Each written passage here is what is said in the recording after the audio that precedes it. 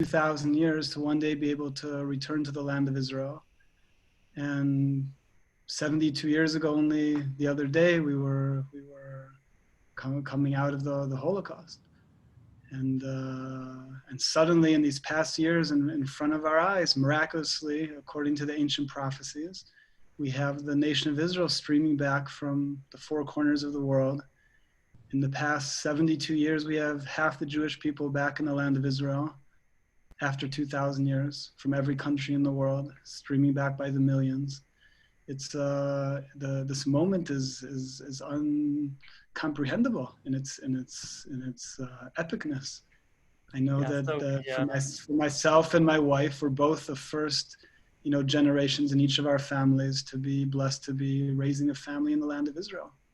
It's a epic moment. So this transition from Memorial Day to Yom HaAtzmaut is also the transition from these last 2,000 years to us emerging as the nation in the time of the Geula. Wow! Awesome. So this moment from Yom HaZikaron to Yom HaAtzmaut, from darkness to light, Felah le'ora, really represents the history of our people in a very meaningful way for you.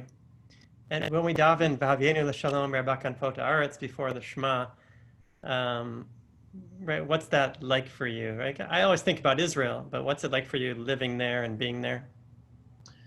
I mean, there's two, there's different levels. There's different levels of it, because on one level there's our coming back to the land, which is happening now. But I mean, it's not yet all the light isn't revealed yet. There's still, so much suffering and darkness in the world.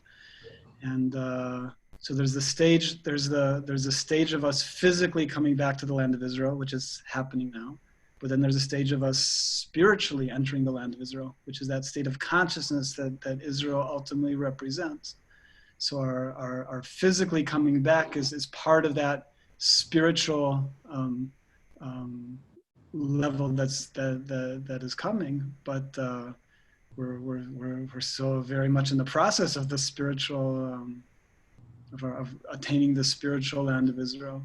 So I know in you ask, in the davening, when I'm davening of coming back to Israel, there's the side of, yes, all the rest of the people being able to come back to the land, but there's the side of of all of us being in the land at all, reaching what that means to be in the land of Israel.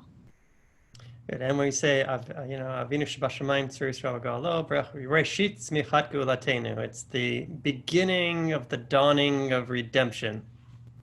And so, what does that mean for you in a practical way? So that's exactly that word that right now is we've had the prophecies from thousands of years ago, famous prophets of Israel, that one day, way in the future, we'd be miraculously gathered back to the land of Israel physically. And that then we would once again become a spiritual nation, that the inner spiritual teachings of the Torah, the teachings about consciousness, the teachings of the Kabbalah, would become revealed to the entire world in a way that they've never been before. And that through this revelation of the spiritual wisdom, we would reach very high spiritual level in the world. The world would reach a state of true caring and giving, reaching levels of where we're truly caring for one another as ourselves, where giving becomes more important to every person than receiving, and eventually reach an era of world peace and amazing things to come. So we're actually seeing that happening right now. On the physical level, we're returning to the land of Israel. Almost half of Israel is back already. And at the same time, the inner teachings of Torah, the Kabbalah, which we've had for thousands of years, but have been written in such complicated books that only the spiritual masters have been able to understand them, for the first time are being brought down to levels that all of us can understand the inner wisdom of the Kabbalah and learn how to actually work with it and work towards transformation of consciousness through it. So this very moment is we're physically coming back, and suddenly the great light of Torah and Kabbalah is coming out in the world, and this transformation of consciousness is starting to be learned about and actually happen. So you see in other words, you're seeing your work as teaching Kabbalah through your art and through your translations of Kabbalah texts as part of this dawning of redemption? I see myself more as a student of Kabbalah, not a teacher of Kabbalah, but I feel that I've been very privileged to be learning with one of the, who I think is the great spiritual Kabbalist today who's teaching, Rebbe Gottlieb. He's the main student of the Bala Sulam, Rav Ashlag. And I've just, his material is not available in English. It's just starting to come out in English. So I've been, the last few years, I've been translating some of his material into English just to make it available. And yeah, I think that's it. All right, so we're going to learn a little bit about that today. We're going to learn a little bit about that today. But first, I want everybody who's on the call, welcome everybody who's on the call. And I want them to just get a sense of you and who you are and what brought you to this moment. So we'll keep it short because I know you want to focus on the learning and the Kabbalah and the art. But just give us a thumbnail sketch of kind of where you're coming from, who you are, and what life is like in Sfat. And ready, go. So long story short, I grew up in Michigan, Southfield, Michigan. I grew up as childhood friends with Rabbi Renan. And I grew up in a modern Orthodox family. I wasn't so overly engaged in my Judaism growing up, so excited about it. And I went to college in Michigan. While I was in college, I started to get a little bit more interested in spirituality. I started to look at the time more into like Eastern meditation and took yoga class and sort of more started to get interested in that direction. And then I read the book Jewish Meditation by Aryeh Kaplan. I don't know if people are familiar with that book. That book was just truly life-changing for me. You have your copy made me realize that things out. What's that? Have your copy there? I have a copy. Hang on. I know you always keep it handy. There we go. That's my worn out copy of Jewish Meditation. You bound it yourself, I see. So the book was very opening for me, just to realize that what I started to think was, started to search for spirituality in other traditions. It was my realization, oh, this might be in my own, what I was looking for. And very long story short, over the next few years, started to read some more books by Aryeh Kaplan on the Kabbalah.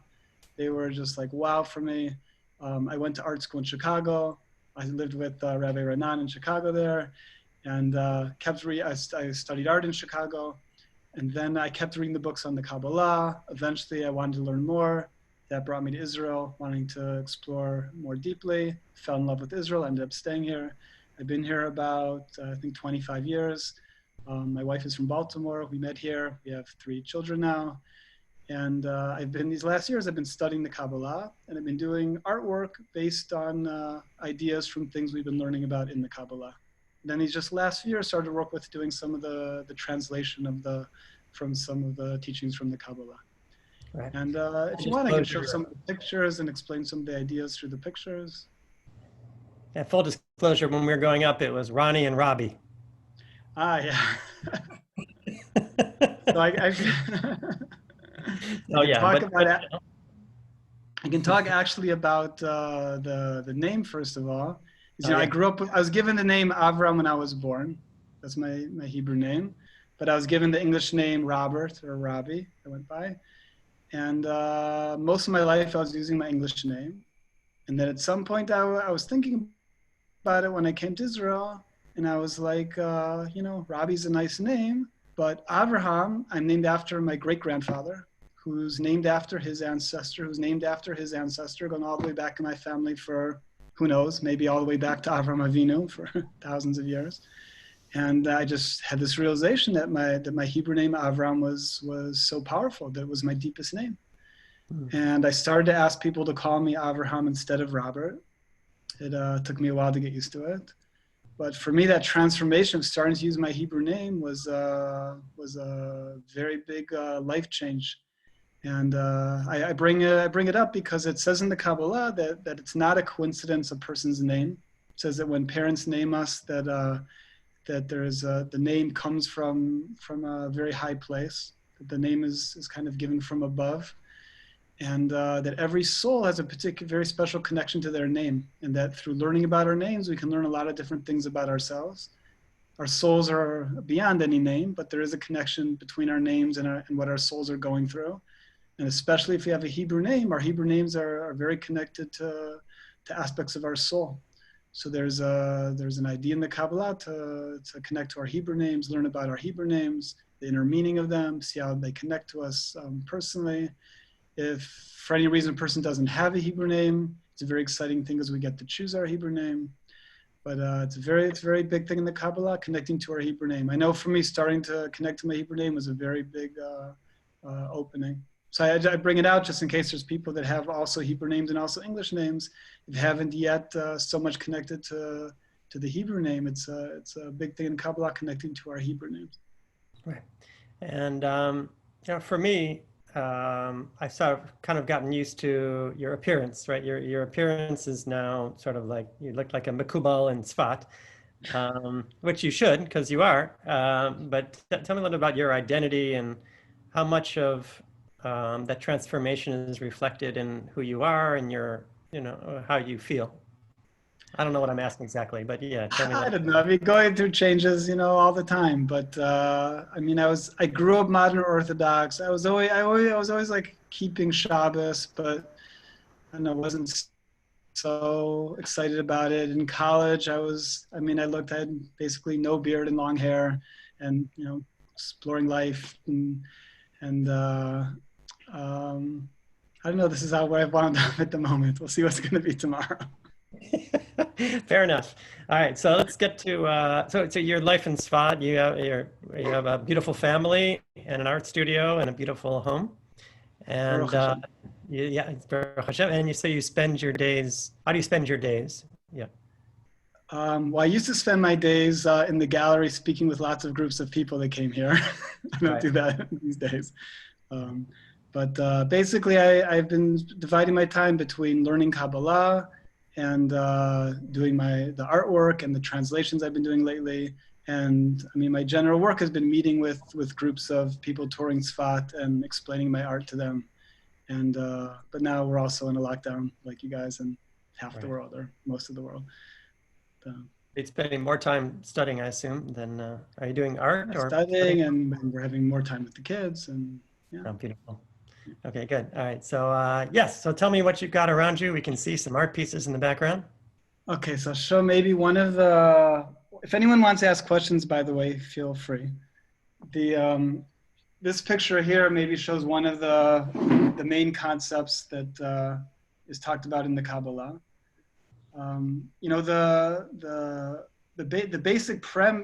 The foundational principle of all the Kabbalah is that the purpose of creation is to give infinite goodness to everybody.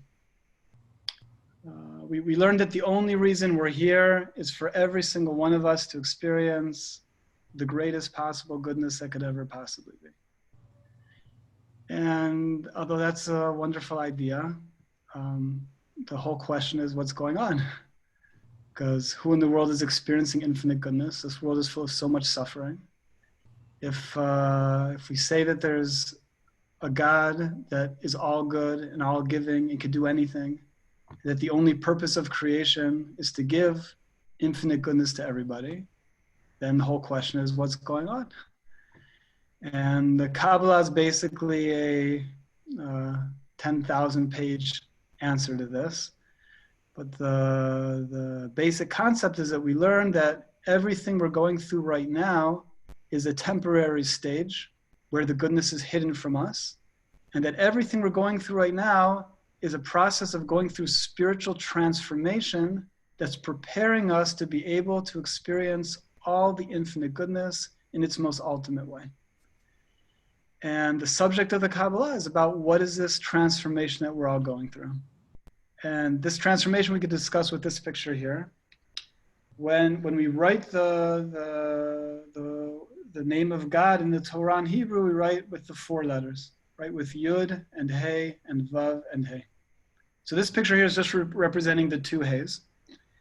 And we learned that these 2 letters, Hey, represent our 2 basic states of consciousness.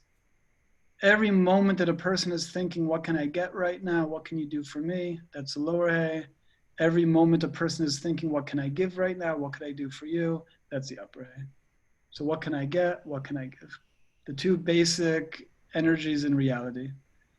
And we learned that that at the root of the transformation we're going through is that we're learning to make our giving to become more important to us than our getting. Right? So We learned that our divine, we yeah. learned about that in the Paticha, that the world that's the world. The world is receiving and giving energy. Did I state that correctly? Those are the two basic energies in reality. Yes. And that's all there is, or how do you frame Well, that? we learned that our divine source, that God, is only giving. We learned that God doesn't need to get anything. So we learned the source of all realities in a state of only giving. Now we learned that what was created, the whole creation that was created means something new was made. So what was actually made that wasn't in God? What was new? We learned the whole creation was the creation of the desire to receive. That our universal soul and all our individual aspects of that soul, what is our essence? What were we created? We were created a desire to receive, a lack, a wanting to receive something. Why? Because we learned the purpose of creation was to give pleasure. So pleasure is experienced by wanting to receive something. And then when that thing is received, pleasure is experienced. And the greater the desire to receive something, the more pleasure there is when that thing is received. So because we learned that the desire of God is to bestow goodness, only giving. So there was created this humongous desire to receive, our universal soul and all our individual aspects of that, in which will be able to receive all the goodness that God wants to bestow and be able to enjoy from it. Now, it sounds like the story should just end right there, that the Creator creates this humongous desire to receive, fills it with all the infinite goodness, and we experience all the infinite goodness forever. End of story. And it can be Sounds as like simple that. as like eating and drinking is receiving. Yeah, but we're talking much bigger now because we learned that all the physical pleasures of our entire world put together aren't even like a drop of sand compared to the universe of the pleasure we're talking about. Because we're talking about all the pleasure that God could give. So we learned that the purpose of creation is for every single one of us to experience all the goodness and pleasure that which is creating the galaxies could give. I mean, we Right. So can't we're even used to conceive of. so we're used to a framework of like from the rabbinic perspective of refinement through Torah and mitzvot, or right, just obeying the commandments is the Okay, ultimate. Yeah. so we'll get to that one second. Go ahead. Because so where we got to now in the story was why isn't this infinite goodness experienced immediately? So we learned that in that initial stage, if this huge desire to receive was to experience all that infinite goodness just in that moment, although it would be infinitely wonderful and pleasurable, the very fact that God is giving the goodness and the creation is receiving the goodness sets up a situation where creator and creation are separate from one another. Because in spiritual terms, which are beyond time and space, things which are similar are close and things that are different are far. So because in this situation, God is giving all the goodness and the creation is receiving all the goodness, that sets up a situation where creator and creation are infinitely distant from one another. And in order that creator and creation can be completely one with each other and close to one another, and we can still experience all that goodness, there is put into effect what is called the tzimtzum, which is basically all this infinite goodness becomes taken away. All that's left is one micro thread grain of this pleasure, which is all the pleasures of the world right now, that keeps us alive. All of our reality is put into effect with all of our universal soul being fragmented, all of our individual souls going through many different generations, the whole story that we're in right now.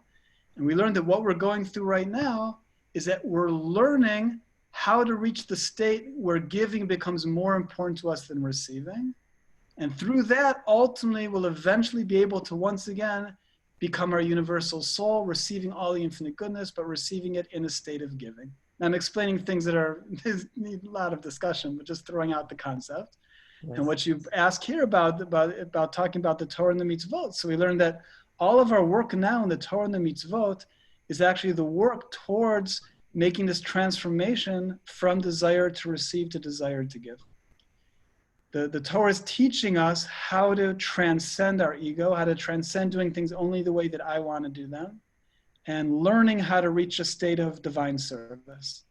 And through the spiritual work of learning how to reach a state of divine service, where our souls are completing this process of our transformation.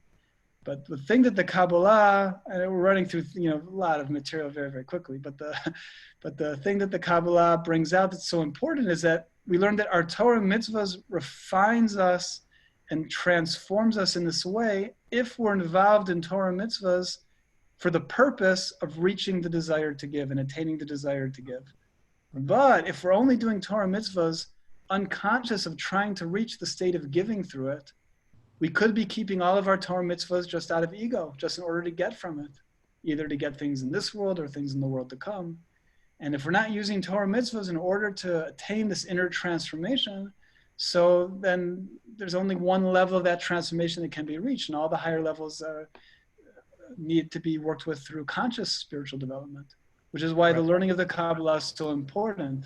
That it's not just this like after dessert wine of Torah, like a lot of people think it is, but it's actually giving us the instructions of how to use the Torah mitzvahs towards attaining the transformation that we're here to work on. Beautiful. So that's where Kabbalistic sort of intentionality and kavanah and mindfulness comes into play. Exactly. And we learn ultimately there's really only two intentions. There's desire to receive and there's desire to give. So how does that affect your everyday life? Are you saying everything we do? It's not just when learning Torah. It's not just when performing mitzvot. It's everything that we do, is what I'm hearing. So, how does that inform your daily interactions, like with customers and people? It changes. It's your gallery. Well, first of all, there's a level of learning about these things, and there's a level of actually trying to attain consciousness of it, because there's a million miles between the head and the heart. So, I've been learning these things for many years, but the extent to which it actually gets into the heart is another story. Mm-hmm. But the transformation that is trying to get us to bring into our every moment is that everyone's trying to be happy, everybody in the world. But the way that we're trying to be happy and enjoy, most of us, is by trying to get things, right? If I get this, I'll be happy. If I have $1 million, I'll be happy. If this happens, I'll be happy. Once this happens, I'll be happy. We're trying to get things or something to happen for us to be happy. But although that's our natural state, we already know that getting things doesn't actually make us happy, because whatever it is that we want, we get a little moment spark of happiness, but then we want something else. Or, we want $1 million, and the person has $1 million, they want $2 million. Or even the billionaires in the world are working to make more money. So it's an endless hole of trying to be happy from what we want to get. So we learned that because the reason we're here is not to get anything, because we already had all the infinite goodness, before the Tzimtzum. Everything we're here right now is to attain the desire to give, which will then allow us to receive all the infinite goodness in the ultimate way. So what we're really trying to get right now is a desire to give. But most of us don't realize that. So the shift would be like, at the end of the day, am I thinking, did I have a good day today? What did I get today? I won the lottery today. I had an amazing day, right? I had a flat tire today. I had a horrible day, right? But we want to get to the mindset where we're judging our day based on how much we strive to attain the desire to give, right? How much did I work today towards trying to give, to help other people, do something for somebody else, learn about the transformation from receiving to giving. And once we start to make that shift, so then more and more our trying to fulfill our desire to receive becomes less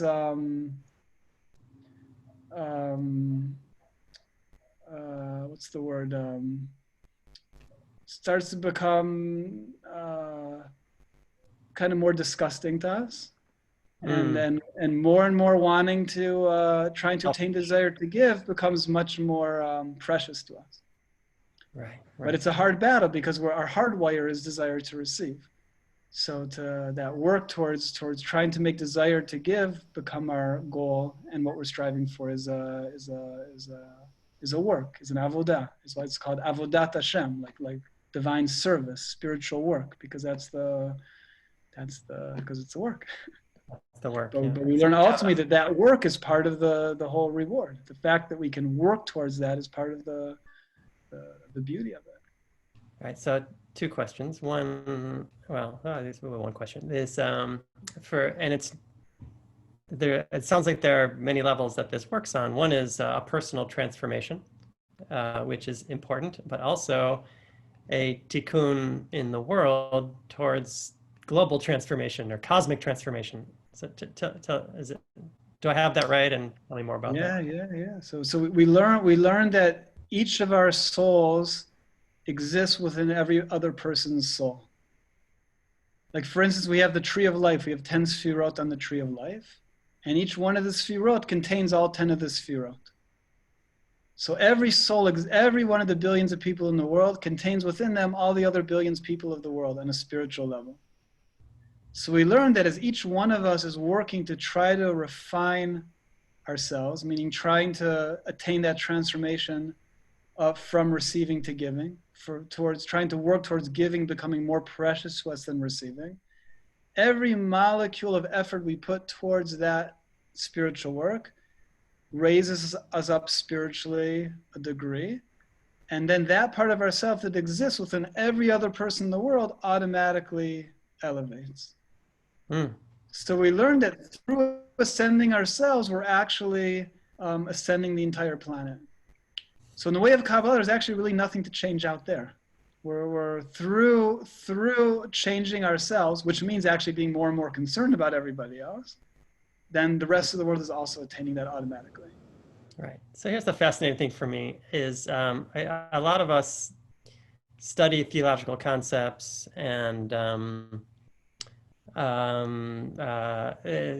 especially in the conservative movement and understand it in terms of scholarship and interest and a field of study. So that's one thing, but it's another thing to actually have emunah in its truth. I don't know what that means exactly, but to have faith that it's real. It's not just a construct; it's real.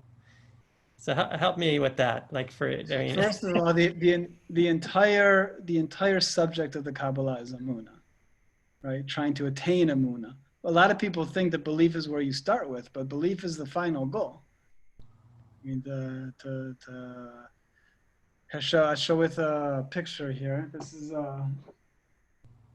I think my favorite of all the pictures. It's the verse from the Torah that says Ein od milvado, right? Which translates as there is nothing but God.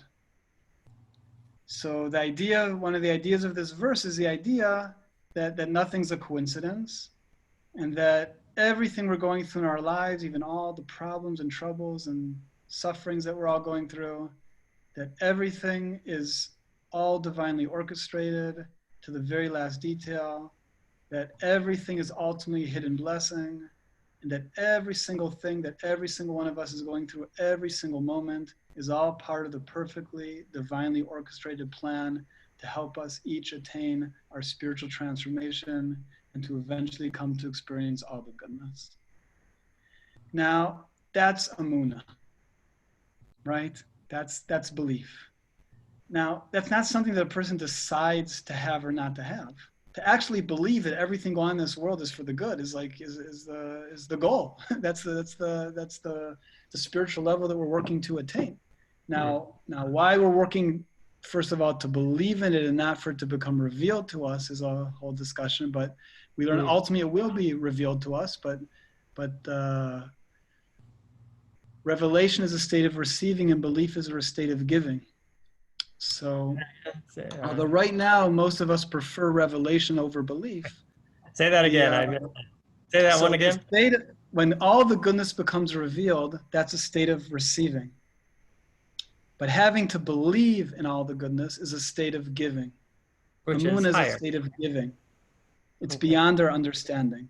Our understanding is rooted in our ego and our desire to receive. But being able to transcend our understanding and believe that everything is good is a state of giving. A gift. So although our natural state is to prefer revelation over belief, I would much prefer right now to have all the infinite goodness become revealed to me this moment than to have to believe in it, right? But the Kabbalah is trying to get us to realize that the state of belief is actually more precious than the state of revelation. Because even though right now I much prefer receiving over giving, the Kabbalah is trying to get us to the state where giving becomes more precious to us than receiving. Believing becomes even more precious to us than receiving. And I mean, this is not a 5-minute discussion, but the concept of like, what does it mean belief and trying to attain belief and all of these questions about what is, where's the goodness, what's, all of the struggles of like belief is this is the subject of the Kabbalah. So it's not about like, who wrote which, book in what year and this and where that fits in historically to this and that, because this is just getting to the zeros and ones. Like, if God's so good, where's the goodness? Why are we all suffering? What's the fixing? How do we do it? It's like getting to the light, the vessel, the zeros and ones of what we're doing here. And I think once we start to work in that place, so that's the conversation. That's the Beautiful.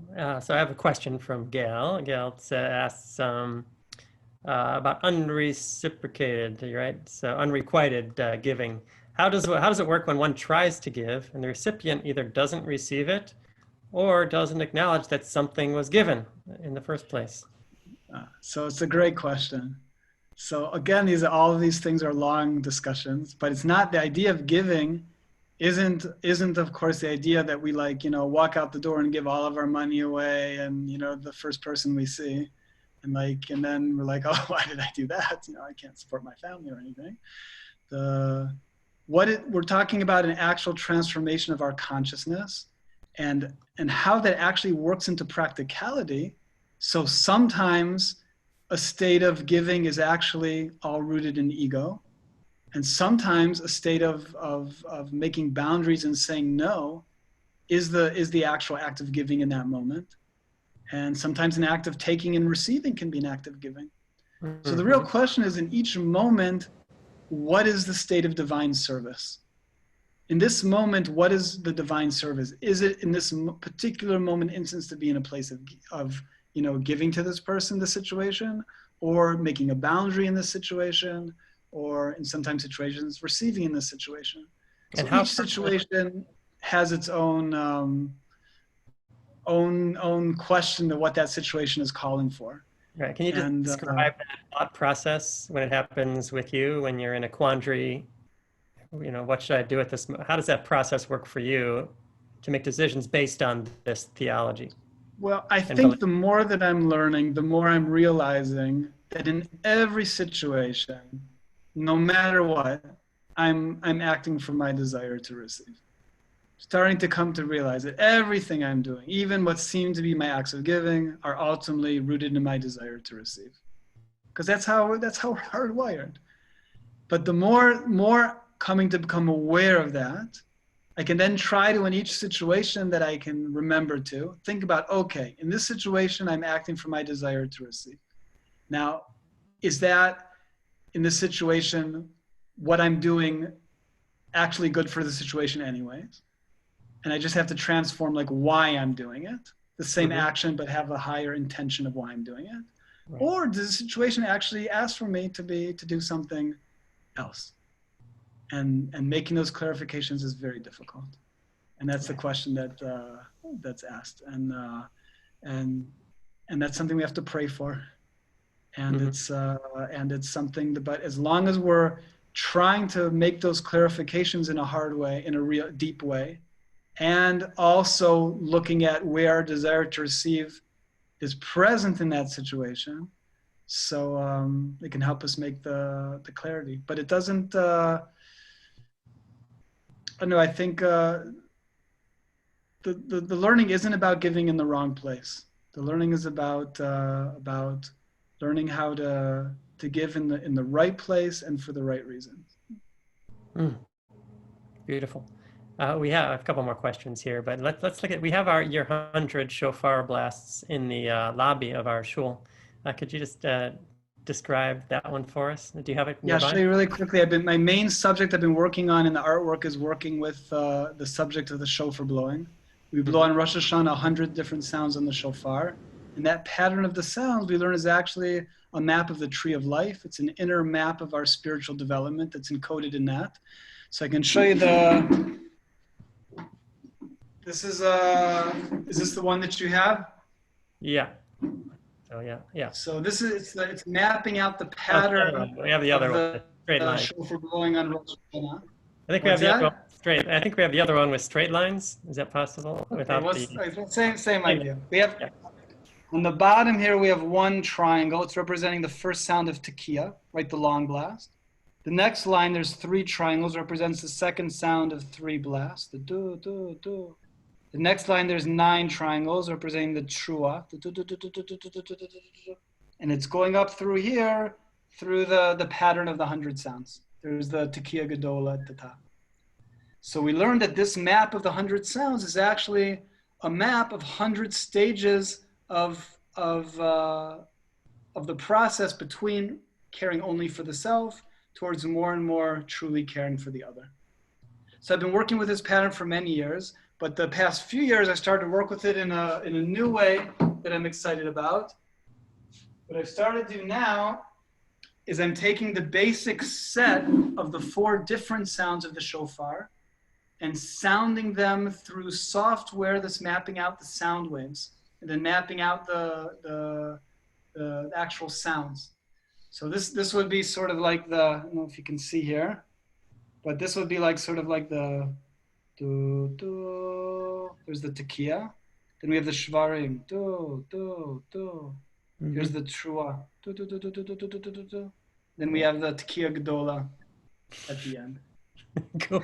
That seems very tall. How It's tall is it? it's been very exciting to actually be able to work with the sound itself. One of the, this is a perfect one for Independence Day for Yom Ha'atzmaut. Yes. So this particular one here, which is also with the sound waves, which first I'll show you, then I'll tell you the story. Here's the tekiah again at the bottom, the long blast. Then we have the shvarim, do, do, do. Here's the trua, do, do, do, do, do, do, do, do. And then again, you have the extra long sound at the end.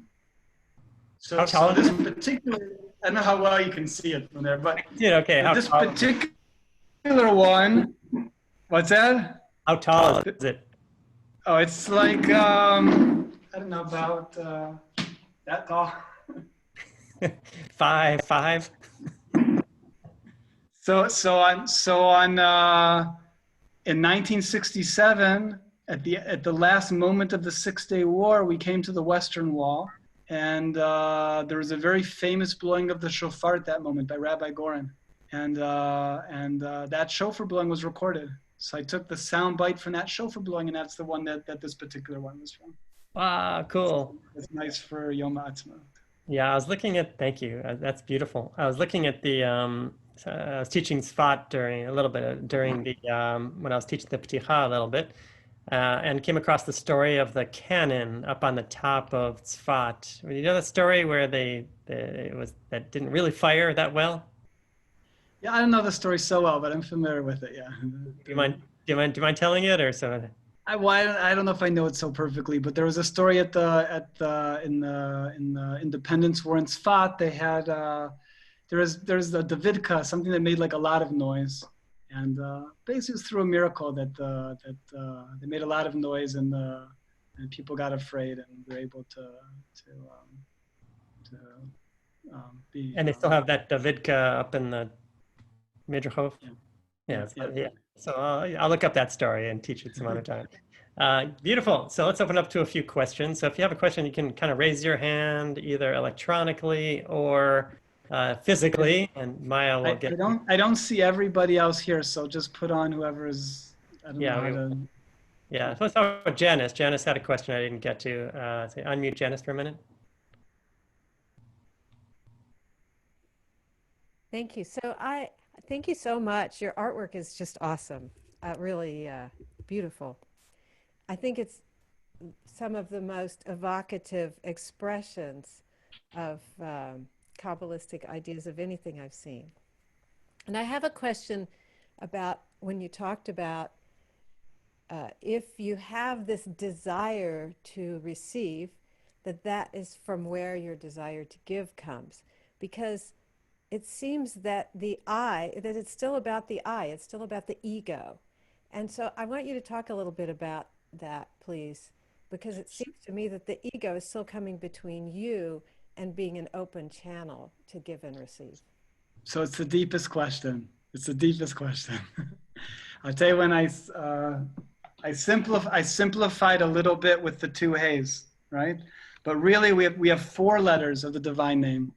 We have Yud and Hey and Vav and Hey. So the bottom Hey represents receiving in order to receive, right? That state of ego. The next letter up, which would be the Vav, which wasn't in that picture, represents what you're talking about, which is called giving in order to receive. I'm already working in the state of giving, but it's still rooted in ego, what I'm going to get from it. But the upper Hey, the next level up, is called giving in order to give, which is a state that transcends the ego. Now, we learned that we have to transcend the ego, we have to start from within the ego. That level before the Vav, giving in order to receive, we have to go through that level. There's no other way. But we learned that through that level, it is not only possible, but it's the only reason we're here, is to attain that higher level, which is called giving in order to give, which is a transcendent nature that transcends the ego, which is actually a new nature that's bestowed to us from above, but it's really our true divine source. And that not only can that be attained, but that's what we're here to attain. And then we learn there's actually even a higher level, which is the Yud of Hashem's name, which is then called receiving in order to give. The giving in order to give is the purpose of is the fixing of creation, and then at the highest level of receiving in order to give is called the purpose of creation. But also in answer to your question, in connection to your question, we learned that we were created the desire to receive. So that there's no out of that, and there's nothing wrong with that. But that desire to receive has those four aspects within it. And we're learning to reach a place where our desire to receive is working with the first three aspects, but transcending that fourth aspect. Meaning that we're always working within desire to receive, but what we're trying to transcend is our desire to receive in order to receive. And of course, these are things for lots of discussion, and and this is figuring it out myself. This is not a simple matter. But your question is at the root of all the Kabbalah. There's tons of discussion about it, but ultimately, we learned that right now, we're always trying to get something. That's how it is. But the highest thing we can want to get is wanting to reach a new nature of wanting to give, and that's an exalted thing to be wanting to get. Thank you. How about Marianne? Unmute Marianne for a minute. Yeah. So my focus, Avraham, is that I've been studying and teaching Musar for a really long time, because in the beginning, the Kabbalah was not that available for us to learn and grow. So is it that we're doing the Musar to dust off our souls so that we can clear the way to be a better giver? Or how does that translate for you in any way, or for me, to me? Thank you. I mean, the concept of Musar is the concept of Kabbalah, learning to better ourselves, and so Musar is learning Kabbalah. Now, if it all depends of course, everything depends on how it's learned. A way of Musar can be learned to better ourselves in a higher way, which would be a Kabbalistic way of learning it, where a person could learn Kabbalah in an egoistic way. Right? So it also depends how the Kabbalah is just getting at the root of Musar, the zeros and ones of it. It's taking all of the in Musar, we're learning about how to fix all of our different character traits, our anger and our pride and our jealousy. Whereas the Kabbalah is saying at the root of all of those is desire to receive and desire to give, and focusing on the root source of all of those. But also Musar and Kabbalah are all working in the same realm. Just the Kabbalah is talking to the zeros and ones of it. And by zeros and ones, it's a computer coding reference. Tell me more about the zeros and one reference. Well, it's just getting down to the essence. If we strip everything else away, there's desire to receive and desire to give. In Musar, we're talking about all our different character traits. There's anger and there's jealousy. But why am I angry? Because my desire to receive isn't getting what it wants. Right? Each of the character traits, at its root is our desire to receive. So the Kabbalah is just going right to the source of that. The source of the attributes. We learned the desire to give is a source of all the fixing. Desire to receive is the source of the brokenness. Right. So why don't we, with the few moments we have left, tell us a little bit more about your relationship to Israel. Meaning, could you do this work anywhere else? Why must you live in Israel? Why is it so important to you? Like you could be in any artist colony in the world and have a successful business and probably an easier life in some ways. So why Israel? Look, on one level, we say, there's people that live in Israel that have never been in Israel. And there's people that have never been in Israel that have been always in Israel. Right? So ultimately, Israel is a consciousness. But at the same time, the land of Israel is actually connected to the consciousness as well. And it says in the Kabbalah that although we're always making decisions, it says the main decision that a person makes is where a person is living and who a person is hanging out with. Because the environment that we put ourselves in, that just affects us so much that's sort of like the train we're on. So if we're working on our spiritual development and we're able to be in a place where other people are working on themselves spiritually, for somebody who's Jewish to be in the land of Israel and to be around other people working on themselves spiritually in the land of Israel is a huge blessing. So you're also answering the question, why Tzfat, right? So tell us a little bit more about Tzfat in particular as a holy city. I don't know why in God's great picture, God chose Tzfat to be, what it is, but this particular town has been for the past thousands of years a spiritual center where great spiritual masters have been learning and practicing and teaching. And today people come from all over the world here. And there's just an exciting community of people, lots of Americans here, tons. You can live your whole life in English here if you wanted to. And just a whole community of people that are excited about their spirituality and working on it. So it's a precious place and moment to be here. Thank you. Do you have a window nearby? Can we see outside your window? Well, it's dark now. I forgot. I totally forgot. I feel like we're together. Yeah, that's why I forgot. It's nighttime there. Well, thank you. So Avraham, I want to thank you from the bottom of my heart for being here. Thank you so much.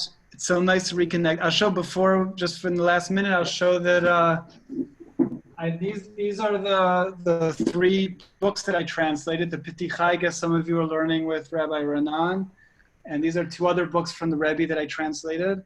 And there's precious material. If on my website, there's free downloads of the books. So Rabbi Renan can pass you on the link to the website. It's KabbalahArt.com. And there's, if anybody wants, they can download the books. If anybody's interested in learning more about these things or has questions, any of the material, anybody's welcome to email me from the website as well. And I love all this kind of stuff. So happy to discuss with anybody if they want. Thank you so much for having me. This is my first big Zoom, meeting. Well, thank you. I just wanted to say hi and thank you for meeting with the artists. Yeah, thank you. In November when I was there. Oh, thank you. The American Guild, we were a group of artists and a couple of art lovers. Nice to see you. Last Lena, November. what do you got there? Lena, do you have some art? Oh, I do. I'm trying to show. Oops, I am. Oh, I unmuted. see. Hold on. I see. Nice. Oh, yeah. Miniatures, Three yeah. pieces. Yeah, I was getting ready to send a message in chat because I didn't want to interrupt you, but we had the honor of going to Sfat with Rabbi Teller many years ago and have the pleasure of having some of your artwork. Oh, thank you. Laptop around to show you, so I took a picture. Oh, there you go. Oh, it's a picture. I got it. Yeah, Rabbi Teller, the same ones you have on your wall look very familiar. Yes, that's right. That's right. We're very, very honored to have them. Oh, thank you so much. Really appreciate it. Well, thank you again. And so the website is, what's the website? It's KabbalahArt.com, like one word, Kabbalah Art. Or if you just go on, if you type in Avrahams Tzfat, Kabbalah Art, you'll find it. And there's a section on books that has the free PDF downloads of the books. My email's on there. And yeah. Good, thank you. Regards to your family and Toda Awesome. Rabba and Chag Sameach for Yom HaAtzmaut. Chag Sameach. Thank you so much, everybody. Chag Sameach. Sameach.